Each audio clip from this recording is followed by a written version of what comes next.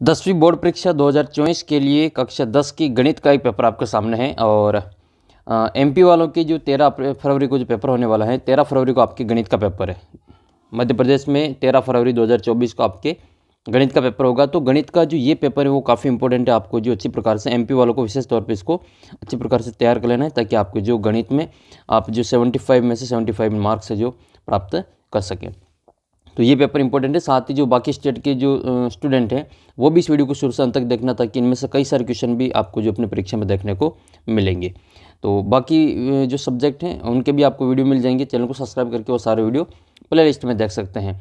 और इस पेपर की PDF आपको ऐप के ऊपर मिल जाएगी। ऐप को डाउनलोड कर लेना और वहाँ से अपना जो क्लास 10th का जो फोल्डर है उसमें आपको इसकी PDF मिल जाएगी। साथ ही आपको 10वीं की गणित में किसी भी सवाल में कोई समस्या हो तो ये व्हाट्सअप नंबर है अपने, उस सवाल का फ़ोटो खींचकर मुझे अपना जो समस्या है भेज देना। उसका समाधान आपको वीडियो के रूप में भेज दिया जाएगा।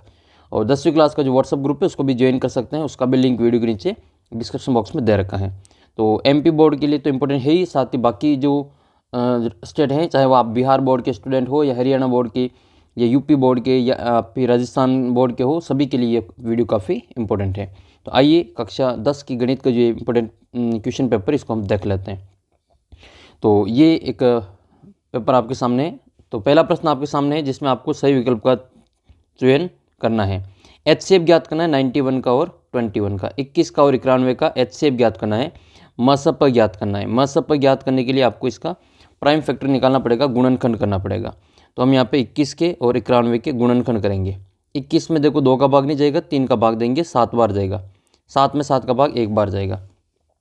इसी प्रकार से हम 91 के गुणनखंड करेंगे तो 91 में 2 का भाग नहीं जाएगा, 3 का देंगे, 3 का भी नहीं जाएगा, 4 का, 5 का, 6, 7 का जाएगा। ठीक है, 7 का भाग इसमें 1 बार और 3, 13 बार जाएगा। फिर इसमें 13 का भाग देंगे, 1 बार जाएगा। अब HCF का मतलब ये होता है कि जो दोनों में कॉमन है उसको हम 1 बार लिखते हैं। इसमें 7 है, इसमें भी 7 है, तो बस HCF कितना आ जाएगा, इसका 7 आ जाएगा। तो MSP का जो आंसर है वो इसमें कितना होगा, 7 होगा। डी वाला ऑप्शन में आपके 7 उत्तर दे रखा है। तो HCF ज्ञात करने के लिए दोनों के प्राइम फैक्टर करेंगे, गुणनखंड करेंगे, और जो दोनों में कॉमन है उसको हम 1 बार लिख लेंगे और उनको गुणा करेंगे, तो जो आंसर आएगा वो हमारा HCF होगा। दूसरा सवाल आपका ये, समीकरण निकाय x + 2y + 5 = 0 और -3x - 6y + 1 = 0 का हल होगा।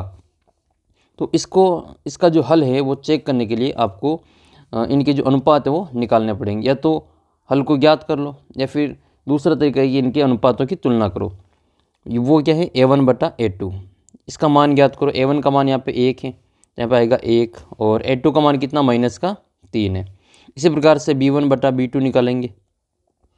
B1 कितना है, B1 का मान यहाँ पे 2 है, और B2 का मान कितना है, -6 है। तो ये हो जाएगा आपके 1/-3। C1 कितना है, C1 का मान है इसमें आपके 5, और C2 का मान कितना है, 1 है, तो 5/1 होगा। अब इसमें देखो तुलना करने पर इसके 2 मान बराबर हैं। ठीक है, 2 मान बराबर कौन कौन से, A1/A2 बराबर है B1/B2 के। ये दोनों मान बराबर हैं, 1/-3, 1/-3। लेकिन इसका जो तीसरा मान है C1/C2 वो इसके बराबर नहीं है। ये किसकी शर्तें, ये 2 रेखाओं के समांतर होने की शर्तें। जब 2 रेखाएं समांतर होगी तो उनके कितने हल प्राप्त होंगे, जब 2 रेखाएं समांतर होगी तो एक भी बार एक दूसरे को नहीं काटती हैं, तो उसका कोई हल प्राप्त नहीं होगा। तो इसका जो आंसर आएगा वो होगा कोई हल प्राप्त नहीं होगा। तो ब वाला जो उत्तर है इसका सही हो जाएगा, कोई हल नहीं। नेक्स्ट क्वेश्चन है फिर आपका क्वेश्चन नंबर 3। क्वेश्चन नंबर 3 है, द्विघात बहुपद दे रखा है ax² + bx + c के शून्यकों का योगफल ज्ञात करना है। शून्यकों का योगफल क्या होता है, अल्फा प्लस बीटा बराबर क्या होता है, माइनस का b/a होता है। और शून्यकों का गुणनफल होता है अल्फा × बीटा बराबर c/a।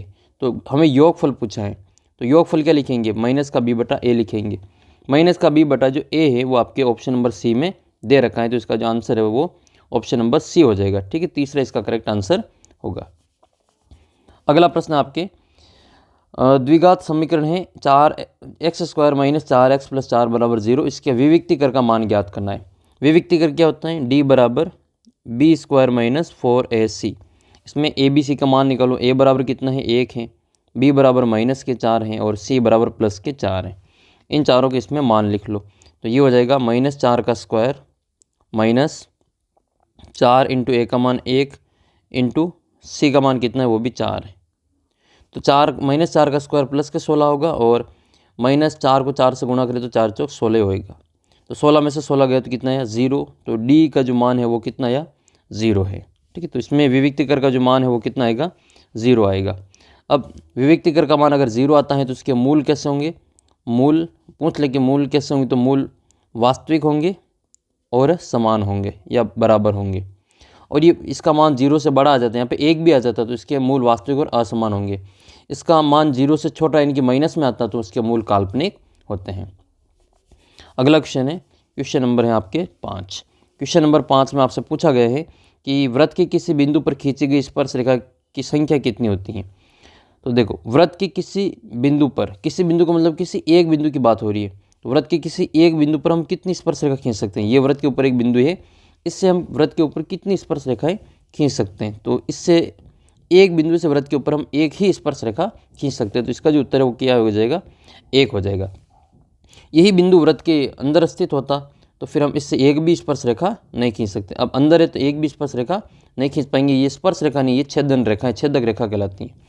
लेकिन यही बिंदु वृत्त के बाहर स्थित हैं, तो वृत्त के बाहर स्थित बिंदु से वृत्त के ऊपर हम 2 स्पर्श रेखाएं खींच सकते हैं। और आपको ये पता होना चाहिए कि दोनों स्पर्श रेखाओं की लंबाइयाँ भी बराबर होती हैं। वृत्त की स्पर्श रेखा उसकी त्रिज्या पर 90 डिग्री का कोण बनाती हैं। हमेशा उसकी त्रिज्याएँ 90 डिग्री पे समकोण बनाती हैं, लंब होती हैं। नेक्स्ट क्वेश्चन है, क्वेश्चन नंबर है 6। देखो, छठा क्वेश्चन है कि इन दोनों बिंदुओं के बीच की दूरी ज्ञात करनी है। बिंदु 0,5 और -5,0 के बीच की दूरी ज्ञात कीजिए। पहले हम इसको मान लेंगे, ये जो मान है वो x1 और y1 हो जाएगा, ये वाला मान x2 और y2 हो जाएगा। हम यहाँ पे लगाएंगे दूरी सूत्र, एक को हम p मान लेते हैं, एक को q मान लेते हैं। p तो है हमारे पास में 0 और 5, और q क्या है हमारे पास में -5,0। ये x1 और y1 है और ये वाला x2 और y2 है। हम दूरी सूत्र लगाएंगे, पी क्यू बराबर, दूरी सूत्र क्या होता है, अंडर रूट, ये होता है x2 - x1 का whole square plus y2 - y1 का होल स्क्वायर। मान लिख लो x1 x2 के और y1 y2 के। x2 का मान कितना लिखेंगे, -5, तो -5 माइनस y1 x1 का मान कितना है, 0 है, तो 0 का होल स्क्वायर प्लस y2 का मान कितना है, 0, और माइनस y1 का मान कितना है, 5, और इसका होल स्क्वायर। इन दोनों को हल करेंगे तो यहाँ पे आएगा आपके -5 का स्क्वायर, और इधर भी आएगा आपके -5 का स्क्वायर।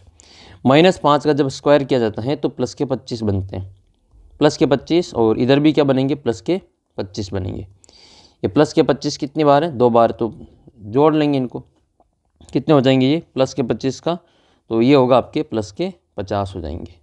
अब 50 के गुणनखंड करेंगे हम यहाँ पे, तो ये हो जाएगा आपका 2 का भाग 25 बार, 25 में 5 का भाग 5 बार, और 5 में 5 का भाग 1 बार। तो इसमें 5 का जोड़ा बनेगा तो 25 का जो 5 है वो बाहर आ जाएगा, तो अंदर क्या बचेगा, 2 बचेगा। तो इसके जो उत्तर आएंगे वो 5 अंडर रूट 2 आ जाएंगे। 5 अंडर रूट 2 आपके ऑप्शन नंबर जो बी है इसमें दे रखा है। ध्यान रखना 2 अंडर रूट 5 भी दे रखा है जो कि गलत करवा सकता है आपके, तो ये आपको नहीं करना है। तो ये आपके आंसर हो जाएंगे इसमें 5 अंडर रूट 2। 5 अंडर रूट 2 ये इसके दोनों बिंदुओं के बीच की दूरी हो जाएगी। अगला सवाल हल करते हैं, क्वेश्चन नंबर 2। ये आपके इंग्लिश मीडियम में भी दे रखा है, तो आप जो वीडियो को पॉज करके इंग्लिश मीडियम वाले ये पेपर भी देख सकते हैं। ये वापस हिंदी में दे रखा है, क्वेश्चन नंबर 2। क्वेश्चन नंबर 2 आपके रिक्त स्थानों की पूर्ति करनी है। रिक्त स्थानों की पूर्ति करनी है तो ये है आपके क्वेश्चन नंबर 2, जिसमें आपके पहला क्वेश्चन है कि त्रिघात बहुपद के कितने शून्यक होंगे। याद रखना, जिसकी जितनी घात होती है उसके उतने ही शून्यक प्राप्त होते हैं। कोई 3 घात वाला है तो उसके 3 शून्यक प्राप्त होंगे, कोई द्विघात वाला है तो उसके 2 शून्यक प्राप्त होंगे, और कोई 1 घात वाला है, 1 घात वाले बहुपद को क्या कहते हैं, रेखिक बहुपद कहा जाता है। जिसकी घात 1 होती है उसको हम रेखिक बहुपद कहते हैं। रेखिक बहुपद की घात कितनी होती है, 1 होती है, तो रेखिक बहुपद के शून्यक भी 1 होंगे। द्विघात वाले का जो घात है वो 2 होती हैं, तो उसके शून्यक भी हमें 2 प्राप्त होंगे। त्रिघात वाले के 3 शून्यक प्राप्त होते हैं, तो इसकी घात भी 3 होती हैं, तो ये आपके इसके 3 शून्यक प्राप्त होंगे। अगला प्रश्न है कि श्रीधराचार्य ने एक सूत्र प्रतिपादित किया था जिसे अब के रूप में जाना जाता है। देखो, श्रीधराचार्य सूत्र को अब द्विघाती सूत्र के रूप में जाना जाता है। इसको द्विघाती सूत्र के रूप में जाना जाता है, और ये द्विघाती सूत्र क्या होता है वो आपको याद रखना है। x बराबर -b plus minus under root b square minus 4ac और अपॉन में 2a। ये जो सूत्र है वो आपका द्विघाती सूत्र कहलाता है, इसको श्रीधराचार्य सूत्र कहा जाता है। नेक्स्ट क्वेश्चन है क्वेश्चन नंबर 3। समांतर श्रेणी का आपको 10वां पद ज्ञात करना है। वैसे तो ये आसानी से बता सकते हैं, 5 का पहाड़ा है, 10 बार बोलेंगे तो यहाँ पे कितना आ जाएगा, 50 आ जाएगा। अब आया कैसे वो भी देख लो। ठीक है, इसको हम समांतर श्रेणी से हल कर लेते हैं। यहाँ पे दे रखा है आपको 5, 10, 15, इसका आपको 10वां पद ज्ञात करना है। तो पहला पद कितना हो जाएगा, a बराबर कितना है, 5 है। d बराबर, इसमें अंतर कितने का है, तो 10 में से 5 को घटा लेंगे, दूसरे पद में से पहले पद को घटाएंगे तो 5 आ जाएगा। और n बराबर कितना है, 10 है। आपको इसका 10वां पद ज्ञात करना है तो nवां पद का सूत्र लगाएंगे। nवां पद ये होगा आपके an बराबर a plus n minus 1 into D. पहला पद कितना है, इसमें 5 है, प्लस n का मान कितना है, 10 माइनस 1 इंटू डी का मान कितना है, 5 है। कोष्टक को हल करेंगे तो 5 प्लस 10 में से 1 गया तो 9 इंटू 5। गुणा पहले करेंगे, जोड़ बाद में करेंगे। 9 पंजे 45, ये होगा आपके 5 प्लस 45। 45 में 5 जोड़ेंगे कितना आ जाएगा, 50 आ जाएगा। तो इसका उत्तर कितना आएगा, यहाँ पे 50 आएगा। अगला प्रश्न है आपके क्वेश्चन नंबर 4। क्वेश्चन नंबर 4 में आपसे पूछा गया है कि सभी त्रिभुज समरूप होते हैं। तो कौन से त्रिभुज समरूप होते हैं, सभी समबाहु त्रिभुज समरूप होते हैं। तो इसमें आपको भरना है समबाहु त्रिभुज। देखो, सभी समबाहु त्रिभुज भी समरूप होते हैं, सभी वर्ग और सभी वृत्त भी समरूप होते हैं। तो सभी समबाहु त्रिभुज, यहाँ पे भरना है आपको सभी समबाहु त्रिभुज। सभी समबाहु त्रिभुज होते हैं वो आप समरूप होते हैं। सभी वर्ग जो होते हैं वो भी समरूप होते हैं। वर्ग, जितने भी वर्ग हैं वो सारे के सारे समरूप होते हैं।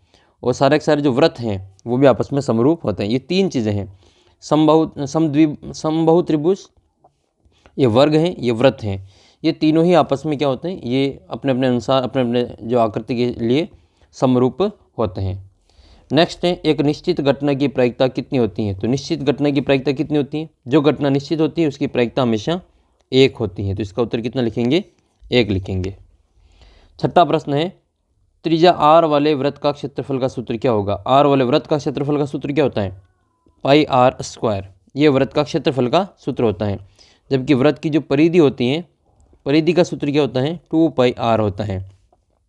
पाई एक अपरिमेय संख्या होती है, इसका मान क्या होता है, 22/7 या फिर इसका मान 3.14 लिया जाता है। जबकि पाई एक अपरिमेय संख्या है। नेक्स्ट क्वेश्चन है क्वेश्चन नंबर 3। अब दूसरे क्वेश्चन में आपके 6 रिक्त स्थान पूछे गए हैं। तो ये 6 रिक्त स्थान हमने यहाँ पे सॉल्व करवा लिए। इसमें आपको ये पूछा जाए, इंग्लिश मीडियम वाले भी देख सकते हैं। ये आपके 6 क्वेश्चन इस प्रकार से हैं। नेक्स्ट क्वेश्चन, फिर आपको क्वेश्चन नंबर 3 में जोड़ी को मिलान करना है। खंड अ को खंड ब से इनमें मिलान करना है। देखो, ये आपके पहला सवाल है, ये साइन स्क्वायर ए प्लस कोस स्क्वायर ए, इसका मान किसके बराबर होता है। तो ये एक सर्व समीकरण है। Sine square theta plus cos square theta बराबर 1 होता है। तो इसका जो उत्तर है वो क्या हो जाएगा, इसको हम डी से मिलान कर लेंगे। फिर है 5वां है, टेन 90 माइनस ए, ये पूरक सूत्र होता है। ये टेन 90 माइनस ए, ये 8.3 का है। तो ये आपके पूरक सूत्र हैं। 90 माइनस ए, 90 माइनस थीटा क्या होता है, ये टेन का जो पड़ोसी है वो कौन होता है, कोट होता है। तो इसको हम मिलाएंगे कोट ए से। तो इसको मिला लेंगे हम कोट ए से। फिर ये 5 सेक स्क्वायर ए माइनस 5 टेन स्क्वायर ए, ये आपकी किताब में भी दे रखा है। इसका जो उत्तर है वो है 5 की जगह पे 9 है।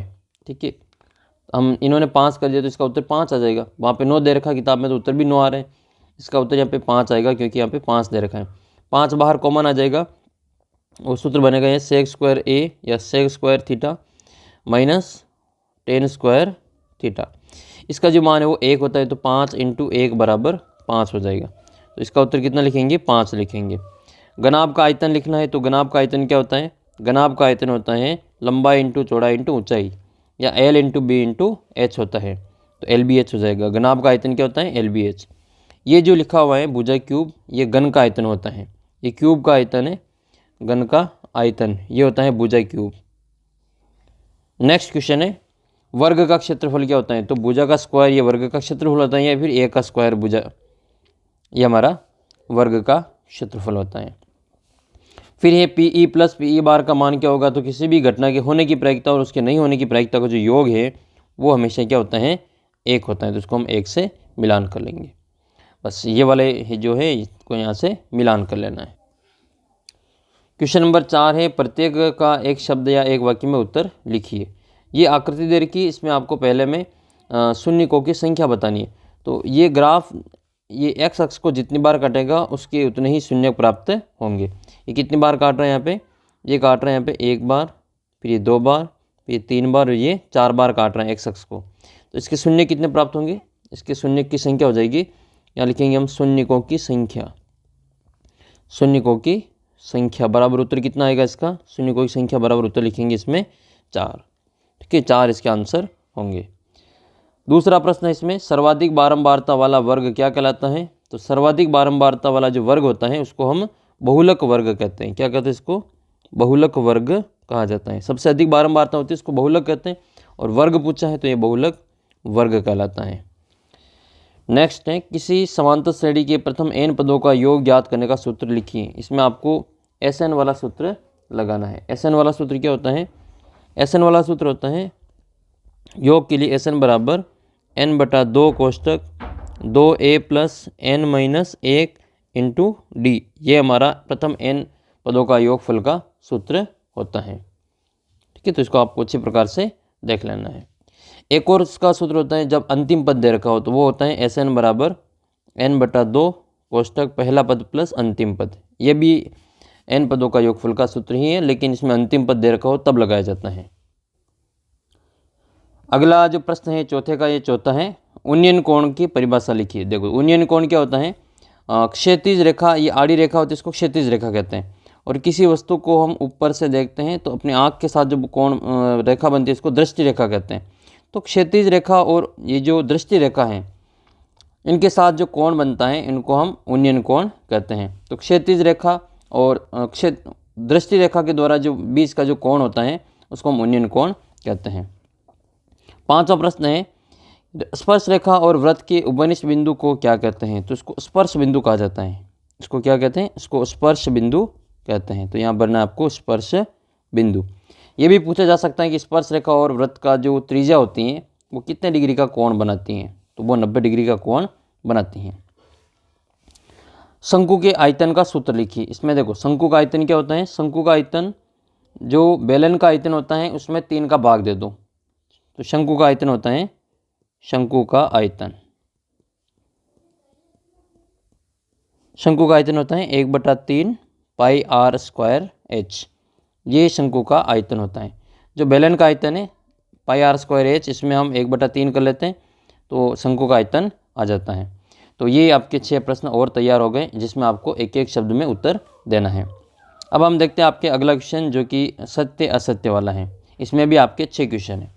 5वें क्वेश्चन में आपको ट्रू फॉल्स बताना है कि ये सत्य है या असत्य है। तो उसके लिए भी आपको सवाल को हल करना पड़ेगा। तो पहला प्रश्न आपके ये है कि समांतर श्रेणी 10 7 4 का 10वां पद -17 है। तो देख लेते हैं इसका जो 10वां पद है वो ज्ञात कर लेते हैं कि -17 आता है या नहीं आता है। तो पहला पद कितना है इसमें, a बराबर कितना हो जाएगा, a बराबर 10 हो जाएगा। d बराबर कितना है, देखो दूसरे पद में से पहले पद को घटाएंगे तो 7 में से 10 को घटाएंगे तो -3 आएगा। n बराबर कितना है, n बराबर 10 है क्योंकि 10वां पद ज्ञात करना है। हम लगाएंगे इसमें nवां पद। nवां पद का सूत्र क्या होता है, वो होता है an बराबर a + n - 1 × d। n की जगह पे 10 लिखेंगे तो a 10 बराबर पहला पद कितना है 10 है, प्लस n का मान 10 - 1 × d का मान कितना है -3 है। यहाँ पे हम इसको हल करेंगे तो 10 + 10 में से 1 गया तो 9 बचेगा, 9 को -3 से गुणा करना है। तो ये हो जाएगा 10 + -9 × 27। 10 में से 27 को माइनस करेंगे तो -17 बचेंगे। ये कह रहा है कि -17 है तो इसका मतलब ये पहला बात ये सत्य है।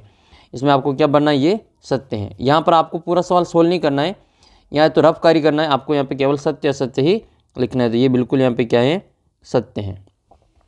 दूसरा है समरूप त्रिभुजों का क्षेत्रफल सदैव बराबर होता है। तो ये भी सही है। समरूप त्रिभुजों का जो क्षेत्रफल है, समरूप त्रिभुजों का क्षेत्रफल सदैव बराबर होता है।